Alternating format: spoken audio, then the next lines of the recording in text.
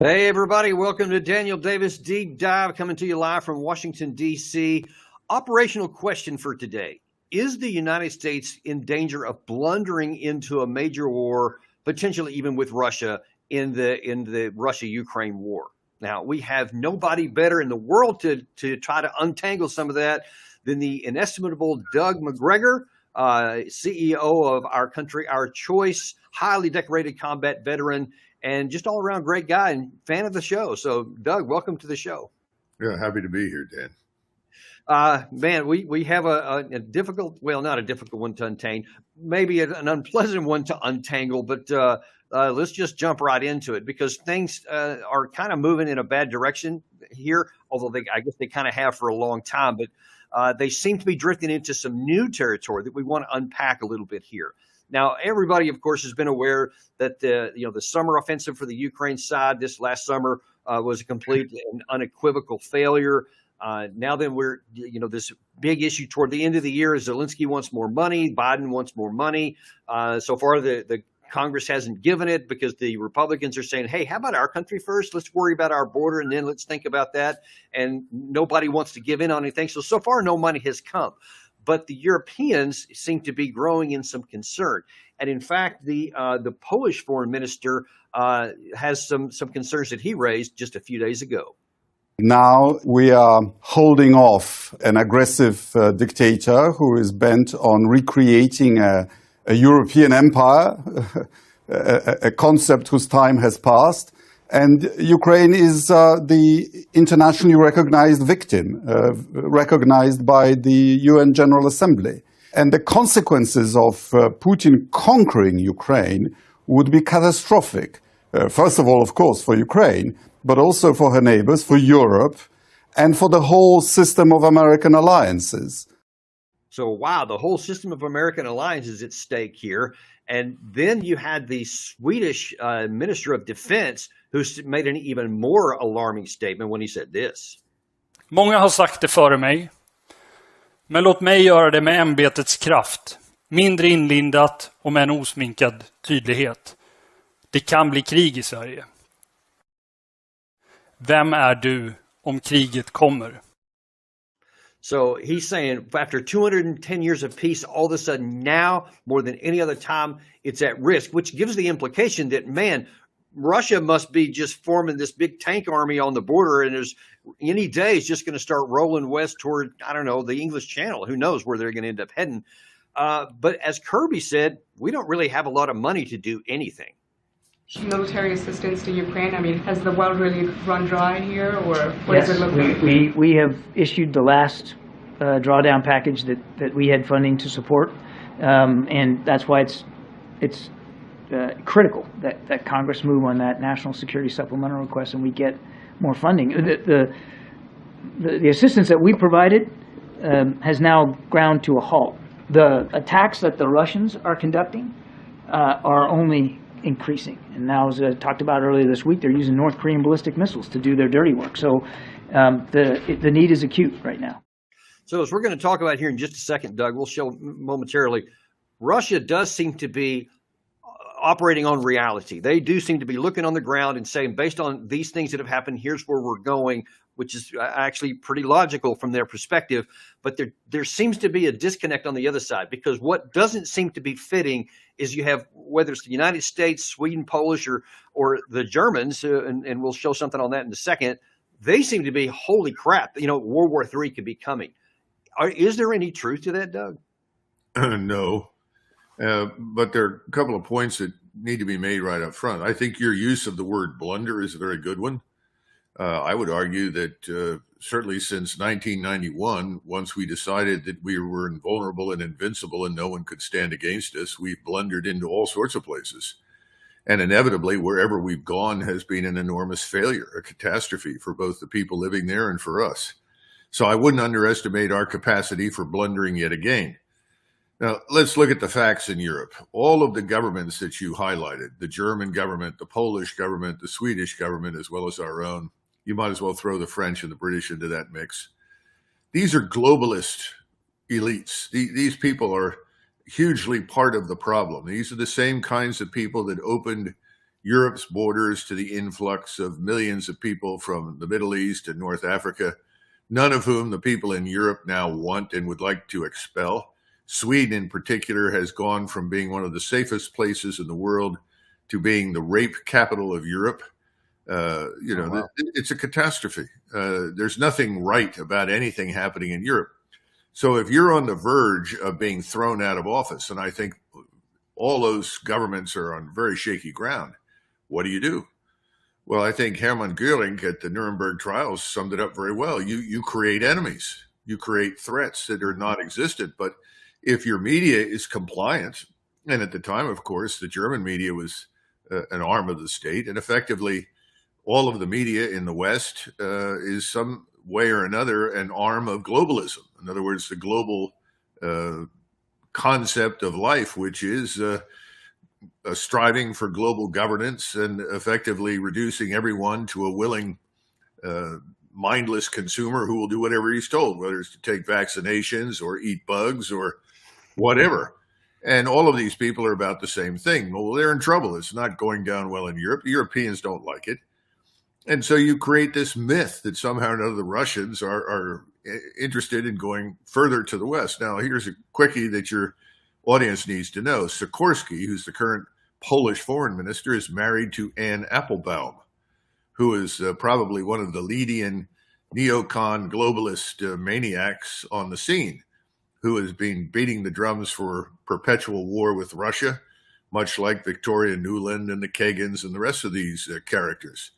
So anything he says is essentially a function of channeling Anne Applebaum and her friends. I don't think this Polish government is going to make it over the long term at all. I think they'll be gone in a few months because they're not dealing with any of the real problems that beset Poland. And I think the Polish population has grown tired of this nonsense about Russia is coming and is going to kill everybody, because it hasn't happened and they know it won't. And the only reason that the Russians are not already halfway to the Polish border and without having already crossed the Dnieper River is they don't want to go. They're not interested in that. Nobody in Moscow wants to rule anybody who's not a Russian.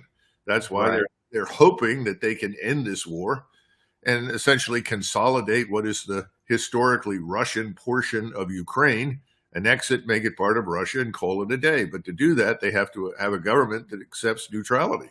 So the Swedes in particular are bizarre because he's right. They've had 210 days of peace, and suddenly they decide to throw all of that overboard and join NATO. Same thing with NATO is a crumbling edifice. There's nothing behind it. There's great discontent in NATO. People want an end to this nonsense in Eastern Europe, and they want to deal with their own problems, which includes expelling as many of these unwanted migrants in their country as they can get rid of. So it seems like the realities. It seems like to really to bolster what you just said about the media being used to kick up this fear that Russians are coming. There was a so-called leaked German report that made the news here that showed this. I think it was called 9 Steps to World War III. And all these big arrows flown around and hundreds of thousands of troops doing all this kind of stuff and big fists in the middle. Looks really scary, all that red on there. What do you make of this, Doug? Well, it's Fantasy Island. This is the sort of thing that people in Washington love, and it's being disseminated to their vassal states in Europe. The Russians, first of all, don't have the forces for such an offensive, nor do they want them. I mean, there are limits to what the Russians want to spend and invest in defense. I wish we had limits, but they do. Putin wants to do business with Western Europe, not go to war with it. Again, this is part of the fiction that the Germans and everyone else has to stay in a permanent state of hostility to Russia, which is what we want. I'm surprised they didn't include some Chinese component. And of course, the laughable statement is about, oh, well, they're using North Korean missiles. Well, the Russians don't need North Korean missiles. North Koreans were anxious to sell those. The Russians took them. But they're Russian knockoffs. The North Koreans didn't develop these from scratch. They're just a version of what the Russians have already got. This is all nonsense. But the Europeans need to wake up, and I think they are gradually. You've seen the unrest in Germany, which is very unusual for Germans, and also in the Netherlands. I think you'll see more of it, and ultimately, I think you'll see some in Poland. I don't know what the Swedes will do, but thus far they've been very fine sheep, and they're marching wherever they're told to go. But I have friends in Sweden and Finland, and they're looking at what's happening up along the Arctic Circle, seeing Americans arrive with equipment and technology. They're beginning to figure out, well, wait a minute, why are they here?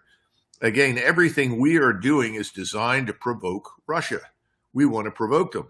The good news for us is that the Russians have said no thank you and have exercised incredible restraint. I think they will continue to do so.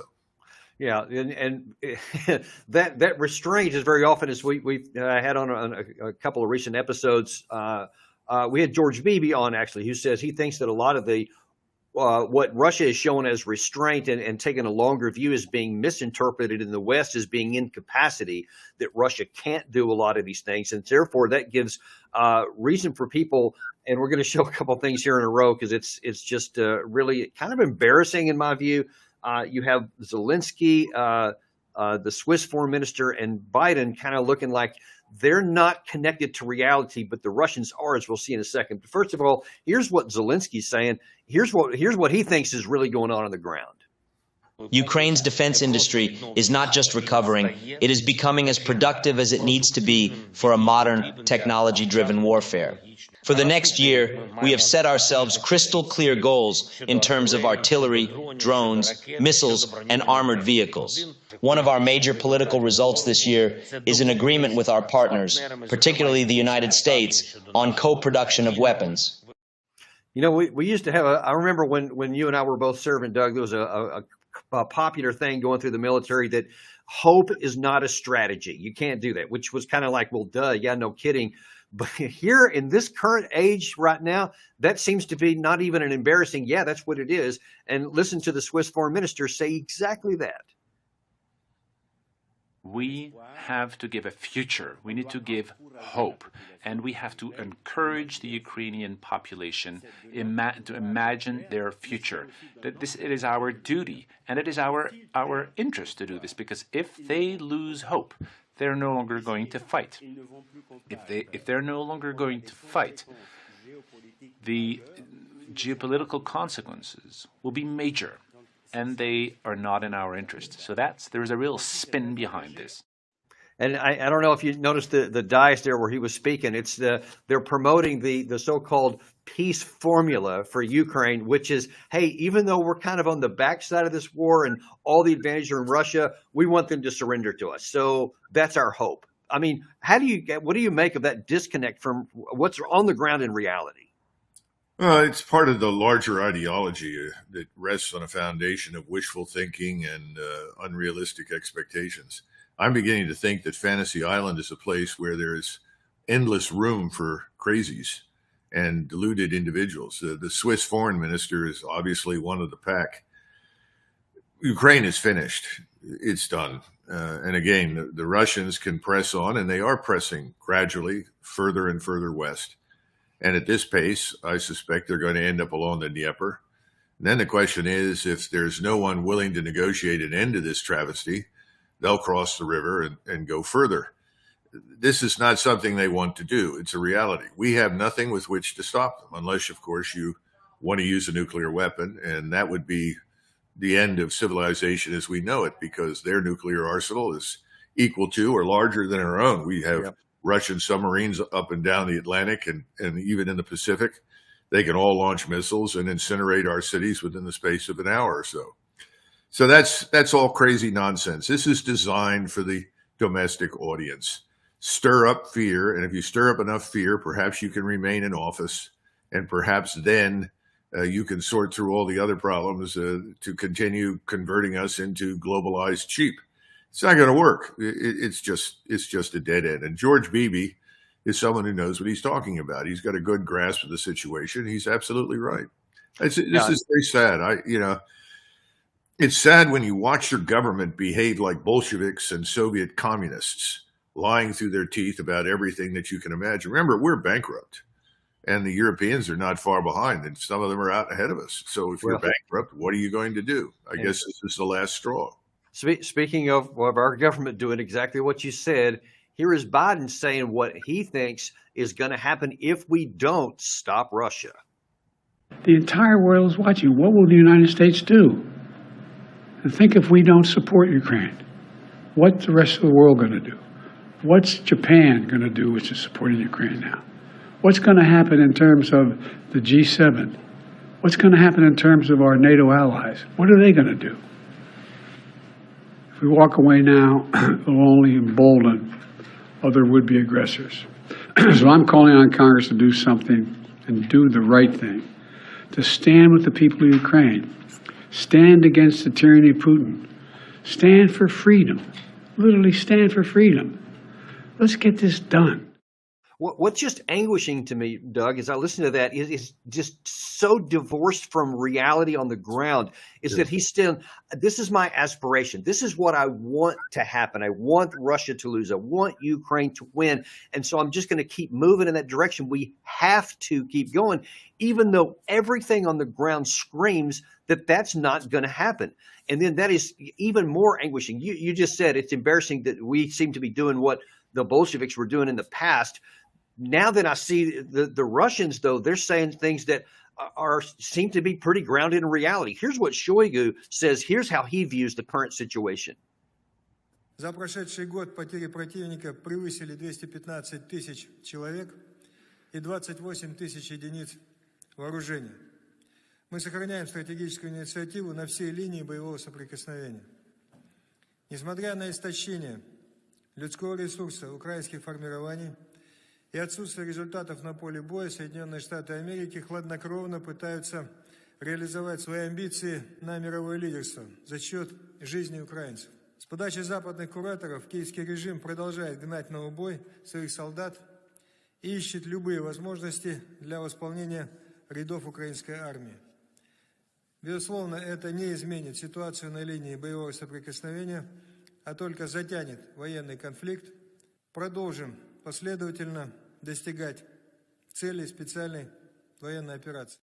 So I think that's a pretty good assessment. The Ukraine side, they're just sending people into a meat grinder with no chance of change in the end. The United States just keeps funding enough that keeps it alive, but it's never going to change the outcome of it. And Russia is looking not to conquer Western Europe, not to start World War III like that German map showed, but they just want to go probably up to the Dnieper, as you suggested, and they want to put peace on their western border. And that seems something that's logical. They have a plan to get there. They have the internal capacity to do it, both manpower and with their industrial capacity and the human capital. They're getting 14,000 per month to volunteer, Doug. They don't have to mobilize people, whereas the Ukraine side's grabbing them off the street, and all they're doing is throwing them to their death, and it's not going to change the outcome. Well, the Ukrainians aren't even keeping up with the losses. It's a trickle in terms of replacements. It's not just that they don't have anybody, but a lot of people are hiding, avoiding service, so they're relying on old men and boys. You sent it to me, and I'm sure many of your viewers have seen this. The former Ukrainian or current Ukrainian prosecutor general, I can't remember his name, Yuri something, and my command of Slavic languages is terrible. And he came on Ukrainian television just about 10 days ago and said it's time to tell the Ukrainian people the truth. We've lost 500,000 men dead. Hello. That's not a fictional figure. It's real. And then he says, well, we have to tell people the truth so that they'll provide more manpower. Well, that's not going to happen. There's a snowball's chance in hell of anybody saying, sure, let me go forward and die on that front. Yeah. Makes no sense at all. And again, the Russians have never wanted to kill large numbers of people. Keep in mind, they could have turned most of Ukraine into some facsimile of Gaza. Yeah. We know what's happening in Gaza. That's not what Putin wants to do in Ukraine at all. He wants the opposite. He wants to end this. He wants to get back to business. And by the way, and you have some experience with this because of your own past life, the Russian people are not interested in fighting in perpetuity. They're not interested in war for war's sake. Right. They have a say. Public opinion in Russia does matter. So they're happy with what he's done thus far because he's minimized casualties on his side and he's driven back the forces that they rightly know were aimed at Russia. But now they too would like an end to this. There's just no willingness on our side to do it. But it may be that we are all on the verge of financial bankruptcy and our economies are going to implode long before anything else happens, in which case everything will grind to a halt because nobody can afford to field the kinds of forces that were shown in that diagram. And there's no real reason to do so. So, right. Judy, there's no reason to. No. I mean, it's Fantasy Island, but at some point, if you watched Fantasy Island years ago, reality steps in at the end of every story, and that's the way the story ends. Reality is going to step in, and this will stop. So and here's my concern, and how do you see this playing out there? Because, I mean, at some point, spin runs its course, and reality does impact on it, and it supersedes the spin no matter what. And so at some point, you can't just, give the fiction anymore. And that may be if at some point the Ukrainian army somewhere literally crumbles and collapses, and there's, maybe a big movement somewhere, or it remains a methodical move to the best where the casualties just keep flying up until eventually they don't have enough to replace it. But then the question is going to come in, what will the U.S. do? What will some of these like Poland, Sweden, some of these others do if they can no longer keep up that the war is going to go on? Do they do something stupid where it could precipitate a clash between the U.S. and Russia? Or will they just say, okay, now we surrender to reality, and now we're going to try to make a settlement and get the thing done? I hope that happens, but I fear that we could get stupid.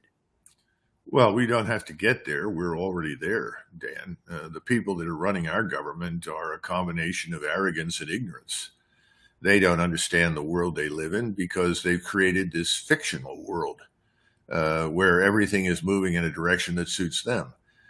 I don't like to use this old Leninist term, but it makes sense. It's called the correlation of forces. If you look at the correlation of forces, economics, political interests, military power, technology, all the issues that make up national power, if you will, or the power of any international organization, the correlation of forces has shifted decisively against us and West Europeans. The world has changed. All you have to do is look at BRICS, look at the expansion of what was originally Brazil, South Africa, Russia, China, India. It's now rapidly expanding, and I think it'll end up probably being as large as 30, 40, 50 nations. People are not doing business with dollars, and people always said, well, that's impossible. You can't do international business with dollars, but the Indians and the Russians and the Chinese are doing it. Even the Japanese and the Chinese avoid the use of dollars in their internal trade, and they trade in their own currency. So our financial hegemony is ending. Our military hegemony is over. We don't have the wherewithal or the power to do any of the things that Biden and his friends want to do. There's nothing in Europe. Their armies are a joke. I talk about the Lilliputian British army. The French aren't far behind. A friend of mine in the French army says the only thing the French army is prepared to do is go on safari in Africa. We've built these boutique forces that were designed for use during the Cold War against weak enemies. That era is ended. Technology has proliferated. So when you talk about Iran or Turkey or any number of different countries, there's a tendency in the West to say, well, those are backward states. No, they're not. They're very sophisticated. They have their own defense industries, or their missile inventories are astonishing. Right. We're facing a different world. Russia has already demonstrated that it was by no means this economic backwater that had no capability to withstand sanctions or American-supported military power in Ukraine. It's all nonsense. We are unwilling to come to terms with reality, because if you do, you have to admit failure. Now, here's one thing. Here's one thing that might possibly be used to bring a little sanity into it, and I want to get your views on this. And that is the fact that Biden now has, got a presidential election coming up here shortly, and the last thing he can afford is to be seen as a loser and a failure in here. Is there the possibility that he can use the issue with Ukraine and say, well, those darn Republicans, they blocked all the money, so that's why Ukraine's losing, so let's just shut it off and move on to somewhere else and not press the issue further and actually allow the funding to stop, so that it just hastens the end. It doesn't cause it because it's already irreversible in my view, but maybe that will stop us from going further. How do you see the election playing into Biden's actions? Well, I don't see much difference between the Republicans and the Democrats. If you bothered to look at this ridiculous paper that was produced in the House of Representatives by Republicans called Plan for Victory in Ukraine, that's an exercise in fantasy. It has no chance of success. I actually missed that, but yeah. You can see it. It's absurd. Again, a lot of these people have been drinking their own Kool-Aid too long. And remember, I said arrogance and ignorance. Well, most of these people in the House are ignorant of reality. They don't understand the world they live in. It's fundamentally different. We are no longer the center of the universe. And if we were, it was for a relatively short period of time. Yeah. We're just a leading power. We're not the only one. We have advantages in some areas and we have disadvantages in others, but we are by no means this unchallengeable superpower. But people in Washington all live permanently in 1991. And Doug, we don't need to be. We don't need to be this unchallenged. We can have a great life and a great economy and a great security, just acknowledging what you just said there without having to say, no, I want to go back to 1995 or something. No, you can't. So let's don't try it, and let's just take our advantages and benefit from them. Isn't that right? Well, I think you're right, but you've got people in Washington who want to continue to meddle in the affairs of other countries. They are very much like the Bolsheviks. They think they have a monopoly on truth and therefore should exercise power in behalf of the American people to do what they know in their hearts has to be done. They see themselves as being on the right side of history. I see themselves as standing in front of an enormous herd of giant buffalo and about to be trampled into dust, but they don't see it that way. And so they're saying, no, those big buffalo are no threat to us. After all, we have our own buffalo, and there are 3 buffaloes standing behind us, and they're not going anywhere. Look, we can't recruit for the armed forces. We are a terribly divided country. We don't have any societal cohesion. People say to me all the time, Doug, you talk about the American people. Who are they? We have millions of people in this country that we don't know where they came from. Well, we do, but we don't know anything about them. There's no evidence that they came here to become Americans. Tens of thousands of Chinese are now pouring in. And everybody said, oh, well, that's a 5th column. Well, a lot of those people were criminals in China. They were people that the government was after for corruption charges and other things. A lot of them are just single men that had no future in China. So, what do? Well, pack your bags. You're going to the United States. And if you can go over there, we get enough Chinese in the United States, they'll reproduce. And in 20 years, America will look like China. I mean, this is insanity, what we've done to ourselves. And there's no understanding on the Hill at all of just how serious it is. Now, sure, you can point to 1 or 2 people with a brain who can figure it out, but not many. And there are people on both sides of the aisle that can't agree on a lot of these things. So, Ro Khanna is one that has agreed with a lot of the things that you get on the other side from Marjorie Taylor Greene. And of course, people are critical of her because she simply says what she thinks, and she happens to be right. She may not always be perfectly articulate, and she may not have all the requisite degrees from Harvard and Yale and so forth. But as I tell people all the time, thermometers have degrees, and you know where you stick those. So we need common sense. We need leadership. We need character in government.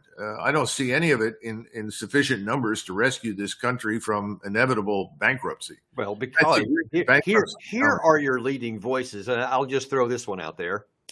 Without Iran, there are no Houthis. The Houthis are completely backed by Iran. I've been saying for 6 months now, hit Iran. They have oil fields out in the open.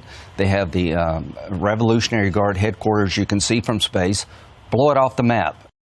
Yeah, just blow it off the map. I mean, I didn't realize how easy it was. And man, bro, Iran, problem solved just like that. That is your leading voices in Washington right now. Well, without Senator Graham, the United States would be a much healthier, happier, and more prosperous place. Let's get that up front. He's just saying what his donors are telling him to say. You've got to look at the people that have the money. Where do they put it? What do they want? Well, it's clear they want open borders. It's also clear they want a war with Iran. So he's not the Lone Ranger by any means. And people have been conditioned over decades. Oh, it's Iran, it's Iran, it's Iran. Then you start to ask them questions. They don't know anything about Iran. They don't know anything about the people in it. The Houthis were there long before Iran was even remotely interested. And the Houthis only turned to Iran because they couldn't find anybody else to help them arm themselves against the Saudis and ISIS. We were on the side of the Saudis and ISIS in the war in Yemen. We finally discovered we'd created a disaster, a humanitarian disaster. Hundreds of thousands of people were starving to death. Finally, sobriety set in and we ended this thing, and so did the Saudis. And now the Saudis won't have anything to do with us in our attempts to harm the Houthis. The other thing is, remember, in the Middle East, all of these so-called militias or proxies, they're Arabs. They are going to support the people in Gaza come hell or high water because they are Muslim Arabs. Yeah. Hamas, Hezbollah, the militias in Iraq, the Houthis, they're all Arabs.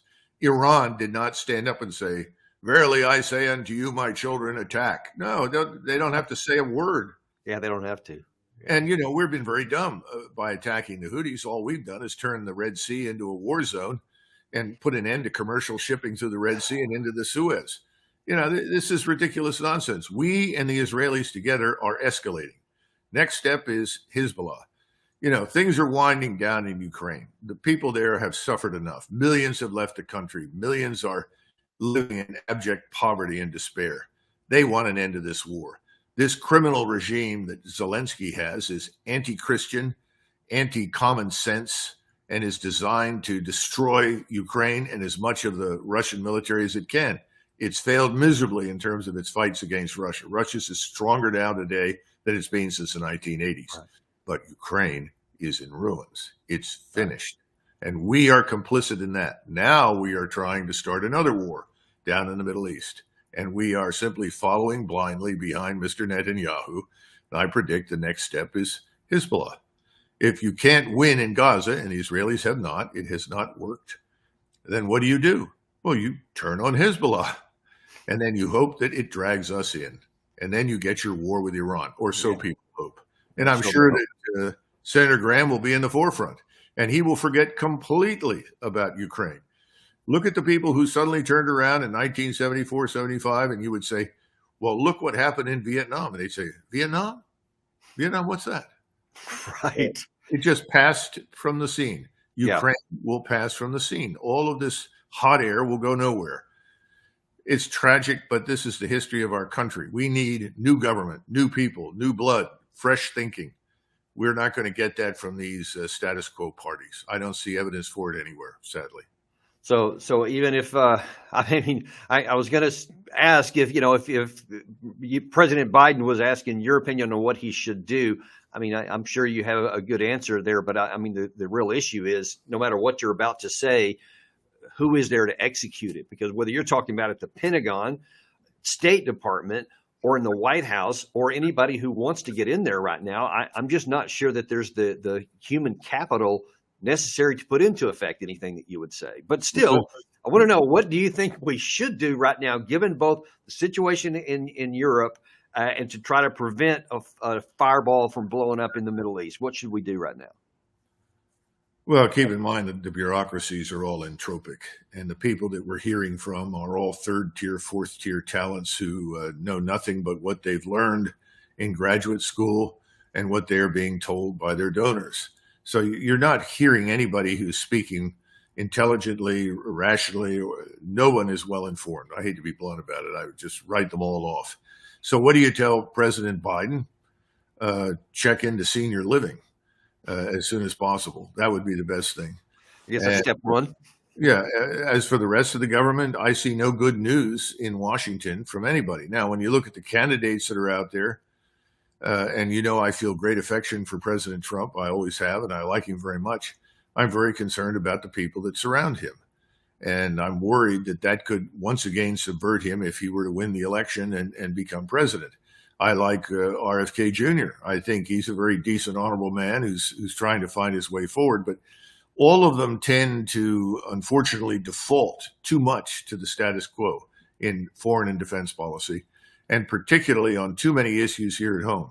So I just don't hold out much hope. I'm a believer in what I call the third way. That's why, I've joined OCOC, Our Country, Our Choice. I think we need a third way. I actually would welcome the development of a third party. We've got to get new people. Here. And when somebody says, who would you bring to Washington? I'd say anybody other than people from the Ivy Leagues or the service academies. I would bring in people from the rest of the country. Well, what if they have no experience? Well, experience is overrated, my God. Exactly. If you have experience in the wrong thing, that's not good. Experience has almost done us in. And that's why, dump this obsession with degrees from the Ivy League and the service academies, dump the assumptions about this is our best talent. If that's the best, we are doomed. There's no future for us. Right. It's time to change the guard. Yeah. So I'm 100% in agreement with you. Very enthusiastic about what you're doing. I'm so grateful for Our Country, Our Choice. And I could not be more encouraging of all of our listeners to continue to support, your movement there. Because I agree, Doug, whether it's R or a D, I just don't see much difference in how they actually operate besides yelling at each other all the time. We need a new way before it's too late. And we just hope that that it's not too late. And I don't know that it's not. Well, you're right. We're actually on the edge. We're peering into the abyss. Some people I'm sure have told you, well, we're the new Weimar Republic. We're on the edge of all sorts of bad decisions. Under those circumstances, I hope that we sober up and use our heads, because Lloyd Austin, and I'm by no means a fan, deserves credit that at least behind the scenes, he has periodically tried to remind everybody that he's talking to, including the president, that our resources are limited. We're overstretched. We're overreaching. Why are we doing what we're doing? We can't wage war on multiple fronts. We can't even wage a major regional war on one front right now. I agree. Yeah. So this sort of thing, at least he said that, and I give him credit for it. But he's pretty much the Lone Ranger. I don't know where Burns falls in on this, the CIA director. I lost confidence and trust in him a long time ago, because he's always known better. No one has stood up, and he's the first man that should have stood up and said, if you're going to do this, I'm out. But nobody wants to be out. Everybody wants to be on the A-list for cocktail parties inside the Beltway. Everybody has his hand out for cash. This has got to end, or the nation won't survive. I think I think that we're in that position right now. But Doug, we continue to support you and Our Country, Our Choice. Keep going with all that, because at least there is one avenue for actual hope, unlike some of these false hopes that have been listed before here. And we'll just continue to see how things play out. But thanks for joining us today, Doug, and we'll look forward to having you back on very soon. Sure. Thank you, Dan.